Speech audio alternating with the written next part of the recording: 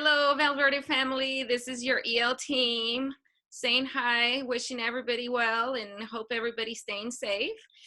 We just have a couple of special messages for you in regards to distance learning and how we can continue to support your EL students at home.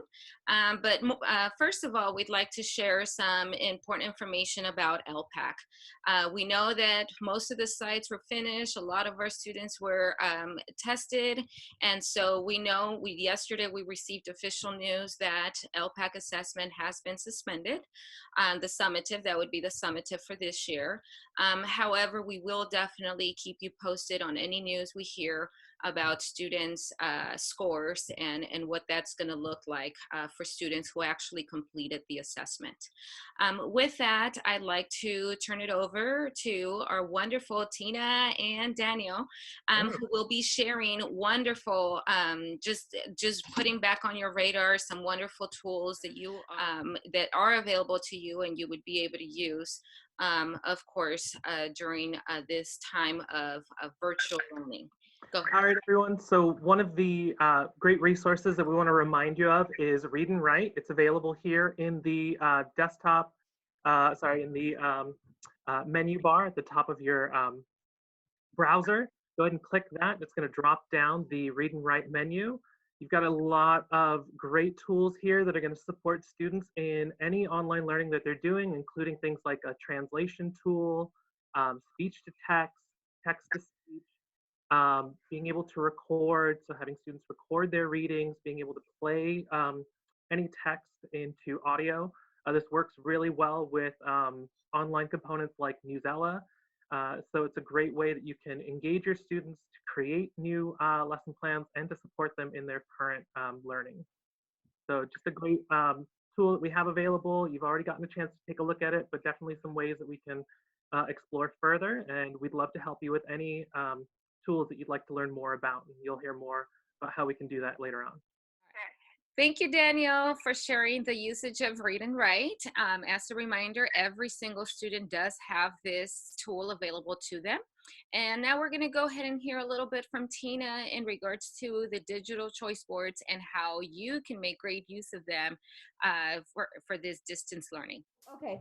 Hi, everyone. Just to put some of this back on your radar in regards to the choice boards.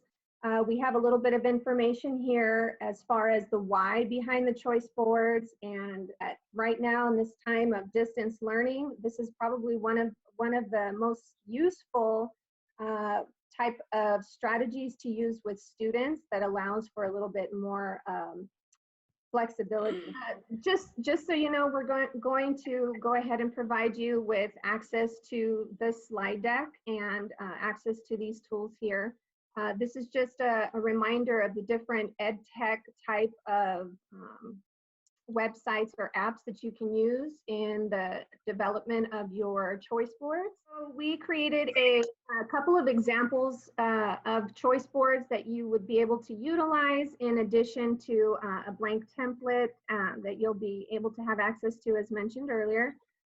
For the math choice board example, just as a reminder, I mean, it doesn't matter what subject you're working on, you can integrate all 4 domains, listening, speaking, reading, and writing. We have this tic-tac-toe board that is a great balance of oral language and written language skills.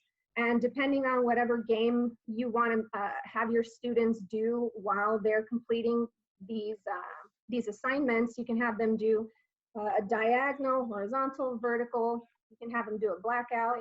The learning target in the middle is whatever it is that you want all of your students to get and do. So it could be a screencastify video that you make that you can plug into that learning target area, just to let them know the language objectives, the content objectives that you have for this entire choice board. And it could be of just expectations and success criteria as they're working through all of the activities here.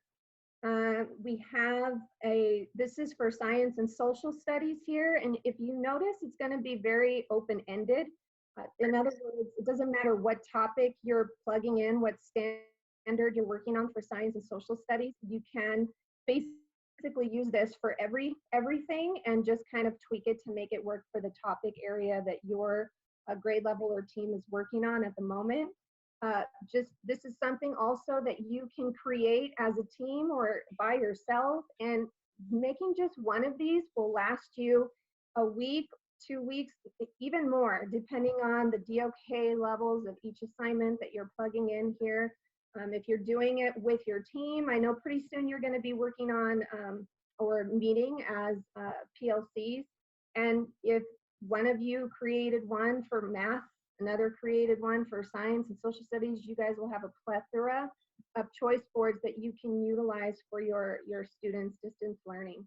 Here's a blank template for you to be able to develop these, as I mentioned, on your own or with your team. So on the bottom here of the screen, you're going to notice a couple of evidence tracker links. This is just an idea for how you can have track your students' work. Basically, what it is, when you open it up, it'll be a Google form. The questions are basically there just for your students to copy and paste the links to their assignments. And then, of course, as all Google Forms, you know that they become a Google Sheet, which is an area that you'll have all of your students there on the Google Sheet with all of their links to their 3 completed assignments. So you're not looking in a million different places to try to figure out where their work is. They're going to be linking that work all on one Google Sheet.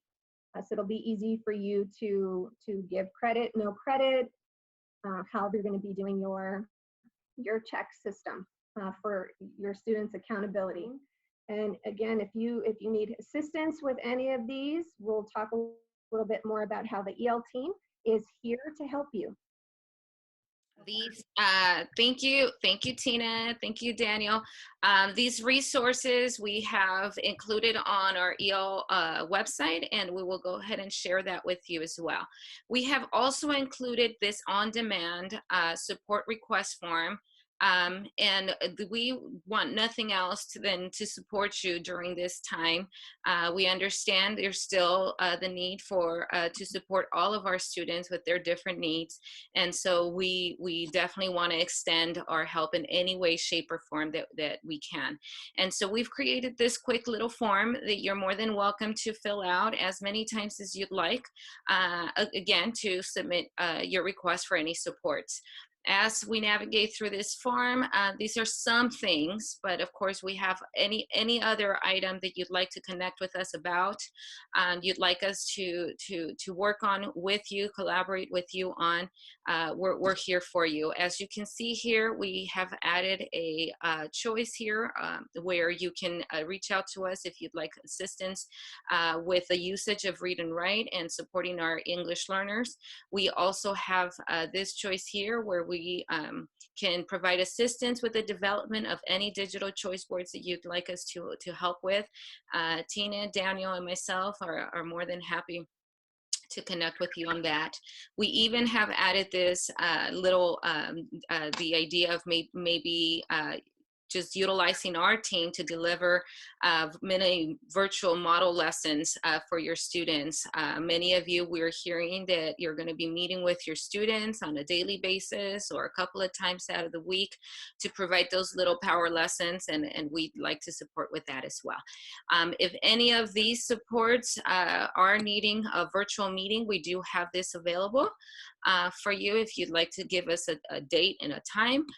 Any comments, questions that you have for us, we are here for you. And with that, we wish you the best. We hope everybody's staying safe and stocked up, and we cannot wait to see everyone when this is all over.